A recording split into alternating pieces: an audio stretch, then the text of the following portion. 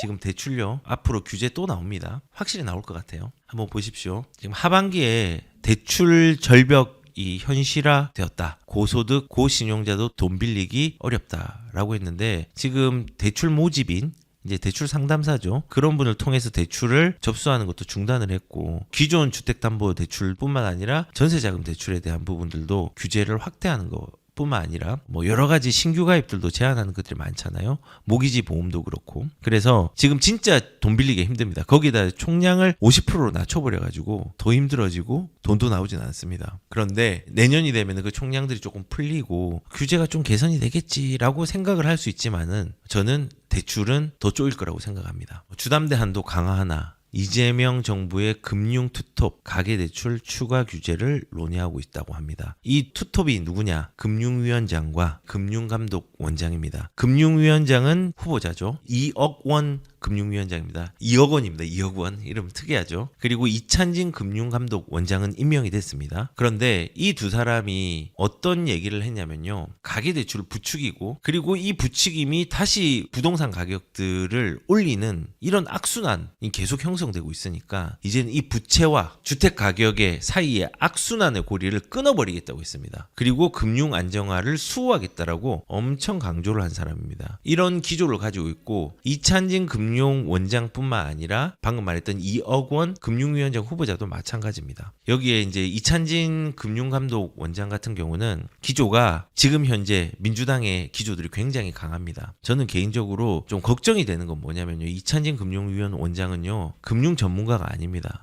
변호사입니다. 근데 어떤 변호사냐? 약간 정치적인 얘기를 하면요. 이화영 전 부지사가 지금 감옥에 가 있잖아요. 쌍방울 대북 송금 사건 아시죠? 그걸 맡았던 변호사가 지금 금융감독위원장입니다. 저는 개인적으로 다른 사람 어떻게 생각할지 모르겠지만 제 개인적인 의견은 보훈 의사 같습니다. 보훈 인사. 이제 보훈 인사라고 하면은 뭔가 일들이 쌍방울 대북 송금 사건들의 변호를 잘 맞춰줘서 우리 사람으로 내가 이제 금융감독위원회에 좀 넣고 이런 것들을 좀 잘 지켜보겠다. 그런데 더 중요한 거는 이분은 금융 전문가가 아니라는 겁니다. 2억 원 금융위원장 후보자는 행시 출신이고 이런 금융 쪽이나 경제 쪽에서 시향과 안목이 있는 사람입니다. 근데 이분은 문재인 정부에서 비서실장도 하고 이런 부분을 한 부분이 있거든요. 그래서 이제 문제는 경제의 이론적 학식은 있으나 정치적 가치로서는 아마도 규제의 강화를 더 세게 할 수 있는 위인이 아닌가라는 생각도 한번 해봅니다. 그러면은 향후에 어떤 게 이제 예상이 되느냐 여기도 이제 나와 있지만은 주담대 LTV를 조금은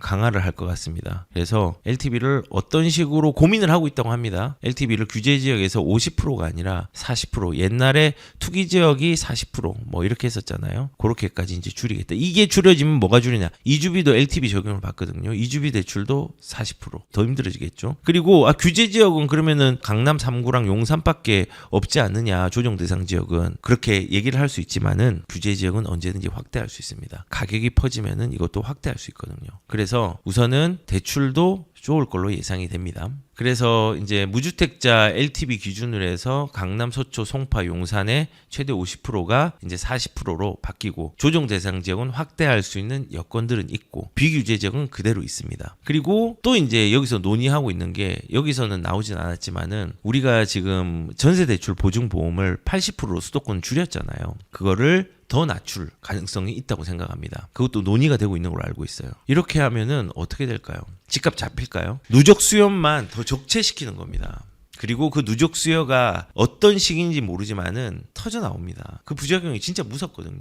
그래서 저는 좀 제 목소리가 정부에 들리진 않겠지만은 한마디 하고 싶습니다. 잡을 수 있다라는 착각을 하고 있는 것 같습니다. 하지만은 잡힌 것 같은 착시 현상이지 잡을 수 있는 착각은 하지 않았으면 좋겠다는 생각이 듭니다. 우리가 과거 역사적으로 보아왔잖아요. 제가 자주 말씀을 드렸고 분명히 작용과 반작용의 방향들이 분명히 일어날 겁니다. 작용은 일시적 누름으로 가격의 눌림 현상이 일어날 것이고 반작용은 누를수록 임차 시장은 불안하고 향후에 누적 수요가 급발진으로 가격으로 반작용이 일어날 걸로 저는 예상하고 있습니다. 나중에 한번 지켜보시면 될 것 같고요. 그래서 지금 악순환을 끊어야 된다고 그 이찬진 금융감독위원장이 말을 했는데요. 여기서 생산적 금융을 강조한 가운데 금융당국이 가계대출 관리가 더욱 강화될 전망이다라고 얘기했습니다. 근데 저는 이 단어를 보면서 그 생각을 했어요. 생산적 금융이 뭘까? 기업들이 금융을 활용해가지고 생산성을 넓히게 해주는 것일까? 집을 사는 거는 무조건 소비일까? 저는 좀 다른 생각이 드는 게 만약에 회사가 대출을 이용해서 생산을 했어요.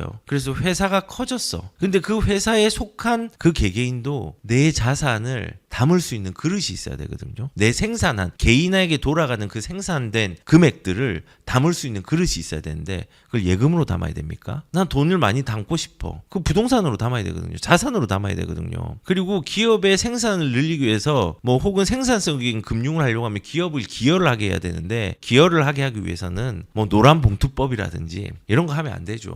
그 다음에 뭐 대주주 요건을 50억에서 10억으로 바꾼다든지. 그러니까는 논리가 이런 거잖아요. 사람들이 위에 사람을 잡으면 된다. 그러면은 밑에의 서민들이 안정적으로 얘를 비난하지도 않고 그 다음에 또 이거에 대해서 배아파하지도 않고 잘 지낼 수 있을 거라고 생각을 해요. 근데 이 주식도 대주주 요건들이 50억에서 10억으로 하면은 그 10억 이상을 가진 사람 많지 않고 50억을 가진 사람도 많지 않다라고 판단을 하지만은 이제 10억으로 대주주 요건을 낮춰버리면요. 대주주들이 돈을 뺄 거 아니에요. 그럼 시장 전체가 흔들리는 거거든요. 부동산도 마찬가지거든요. 상급지를 많이 건드리면요. 상급지만 혼자 있는 게 아니에요. 그 밑에까지 흔들리거든요. 그래서 결국은 생산적으로 무언가 사업을 하는 사람들이 그 사업이 회사가 커지고 하면은 이거를 또 별도로 담아야 되는 개개인이 또 담아야 되는 부분들 있잖아요. 그게 뭐가 될까? 예금일까? 저는 예금이 아니라고 생각합니다. 그 그릇이 뭘까? 그 그릇을 없앨 수 있을까? 한번 고민을 해봤으면 좋겠습니다. 그리고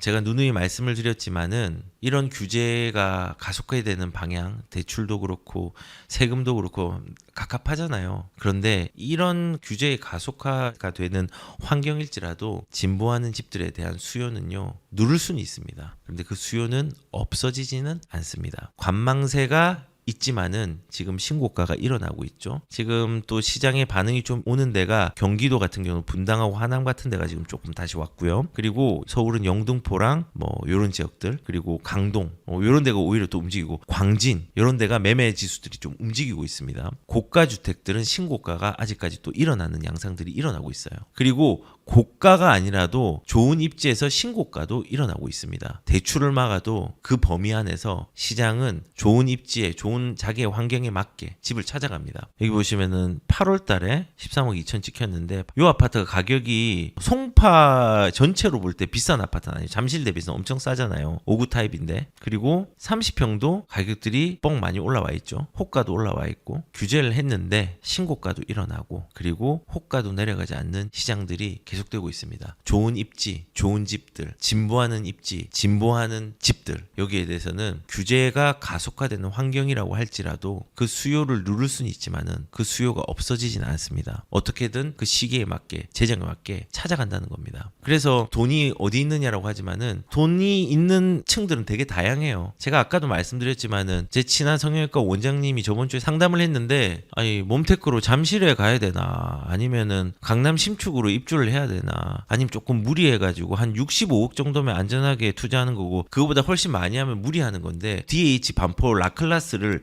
무리해서 입주권을 사야 되나, 그 고민을 하고 있습니다. 수요는 다양하고 규제가 일어날지라도 그 수요를 누를 수가 없어요. 이 수요를 누르고 집값 잡겠다고 하는데도 최고 좋고 최고 비싼 데를 자기 환경에 맞게 찾잖아요. 근데 문제는 이런 규제, 아까 제가 말씀을 드렸지만은 임차 시장을 굉장히 불안하게 만듭니다. 지금 전세 수급 지수가 또 3년 10개월 만에 최고치라고 합니다. 이거는 서울의 문제만이 아니라 경기도까지도 확산이 되고 있고, 광주도 이제 고개를 좀 들기 시작했고, 부산, 대구, 울산, 충청도 쪽에도 조금 전세가가 조금 움직임들이 보이는 데가 있습니다. 그래서 지금 전세가가 올라가고 있어요. 그러면 이거 무서우면은 사람들이 어이쿠 큰일 났다 하면서 이제 월세로 가잖아요. 전세보다 월세가 유리하다고 생각하는 시점이 있는데 이 월세도 이제 유리하지 않고 불리해야 되는 시점이 올 겁니다. 지금 전세난이 일어나고 있고 대출 규제까지 겹쳐가지고 문제가 심각합니다. 월세살이가 1년 새 27년 27%나 늘었다. 27%를 는 게 어느 정도냐. 지금 임대차 비율 중에서 전세보다 월세가 더 많다. 60% 돌파를 했다. 그럼 그 규모가 얼마나 되느냐. 지금 100만이 넘어갔다. 월세 비중이. 아니 그러면은 문재인 정부 지나서 윤석열 정부 때 더 많지 않았느냐. 이거는 7월까지 100만이 넘은 거고 요거는 1년치를 다 집계한 거다. 아니 그래도 100만 140만 넘지 않았느냐. 이거 원인 뭔지 아십니까? 잘 생각해 보십시오. 2020년도에 무슨 일이 있었죠? 계약갱신 청구권. 계약갱신 청구가 끝나는 시점이 언제였죠? 이때였죠. 금리 인상이 일어나면서 월세가 유리해진 시장이 있었죠. 그때가 요때입니다. 요때 엄청 늘어난 거죠. 근데 지금 금리가 인하가 되고 있는데 전세가가 또 많이 올라가니까 월세가 유리한 시장이 된 거죠. 결국은 전세 지금 계속 막아보십시오. 정부가. 그럼 어떻게 되는 줄 아십니까? 주거비 늘어납니다. 임차 시장이 불안해지고 월세 시장 불안해지고 그 다음에 주거비가 늘어나는 결과물로 나올 겁니다. 그리고 서울의 월세 가속화, 동대문, 강북구 60%가 넘었습니다. 월세 비중, 휘경자리 같은 경우는 월세가 83%랍니다. 신축 위주로 그렇게 이제 좀 형성이 되는 것 같습니다. 휘경자리 같은 경우는 1800세대 정도 되는 아파트인데 지난달에 이제 157건이 임차가 거래가 됐는데 그 중에서 월세가 131건이에요. 157건 중에서. 그리고 비슷한 시기에 중랑구 중화동에 있는 신축 아파트 리버센 SKB 롯데캐슬도 있습니다. 그것도 1000세대가 되는 아파트인데 임차 계약이 91건이 되는데 그중에 57건이 월세입니다. 63% 가속화되고 있습니다. 월세가 가속화된다는 본질이 뭔지 아십니까? 주거비가 늘어나고 있다는 겁니다. 우리는 안 그래도 수급 문제가 생기는데 대출의 규제가 가중을 시키는 부분이 생기면서 결과론적으로 어떤 결과가 나왔냐? 주거비가 올라가고 매매가가 올라가는 결과물들이 나오고 있습니다. 그래서 저는 그렇게 생각을 합니다. 집값, 분양가 저는 개인적으로 얼마 오른다 모릅니다. 근데 떨어질 여건들이 너무 작습니다. 공급량이 받쳐주는 것도 아니고 공급이 당장 나올 것도 아니고 인허가 물량이 작았기 때문에 3, 4년 동안 어려울 거고 정책적으로 유휴부지를 사용하고 공공청사를 복합화한다고 하고 지금 지산 용지를 개발한다고 하지만은 쉽게 빨리 나올 것 같지는 않고 재개발이 막혀있기 때문에 힘든 부분이 있고 돈이 풀리는 시장이고 전세가가 올라가는 시장입니다. 그 가격이 내려갈 요소들이 있습니까? 호가는 다시 고개를 들기 시작했습니다. 규제는 계속 나오지만은 규제가 나올 때마다 수요자를 적체하는 현상만 일어나게 할 겁니다. 저는 지금 시장이 떨어질 요인들이 너무 없다고 생각합니다. 아니 부족하다고 생각하고 힘들다고 생각합니다. 그래서 집이 없는 사람들은 5년 뒤에 양극화의 피해자가 될까 염려가 됩니다. 그런 피해자가 되지 않기 위해서는 지금도 열심히 찾아보시기 바랍니다. 지금 현재 전국의 무주택자는 1000만 가구가 육박한다고 하고요. 서울에는 51% 반이 전세 월세 살이를 하고 있다고 합니다. 쉽지 않겠죠. 집을 가지는 거는 큰 돈이 들어가니까 쉽지 않습니다. 그런데 저는 꼭 내 집 마련을 했으면 좋겠습니다. 그리고 소비와 생산에 대한 개념들을 잘 가지고 자산에 포인트를 잘 맞추는 사람들이 많았으면 좋겠다라는 생각이 좀 듭니다. 저는 개인적으로 필요하지 않은 것을 계속 소비하면요. 결국은 나중에 필요한 것을 팔아야 되는 불가피한 상황이 올 수도 있습니다. 내 상황에서 필요한 것이 무엇인지 잘 인지하고 점검하면서 내게 꼭 필요한 것을 잃지 않는 환경들을 여기 계신 분들이 잘 만들었으면 좋겠습니다. 지금은 유동성 장입니다. 그리고 증세가 불가피합니다. 왜냐하면 돈을 뿌리고 있잖아요. 복지로. 증세 없는 복지는 허구입니다. 과도한 복지는 부채를 또 미래에 넘기는 행위라고 생각합니다. 지금 돈 많이 풀어서 좋죠. 복지 혜택으로 달콤하죠. 나중에 이거 우리가 달콤하게 먹는 이 혜택들이요. 결국은 자녀들이 누려야 될 달콤함을 우리가 미리 사용하고 있는 겁니다. 너무 좋아하지 마십시오. 유동성 장이 일어나는 부분들을 불가피하고 미래의 자녀한테 우리가 짐을 껴안는 상황들이 이번 정부에서는 많이 일어날 거라고 생각합니다. 어떤 방법으로든 그것들을 대체하고 자녀들에도 대체시키고 그리고 우리도 이 시기들을 넘어가는 사람들이 많았으면 좋겠다는 생각도 가져봅니다.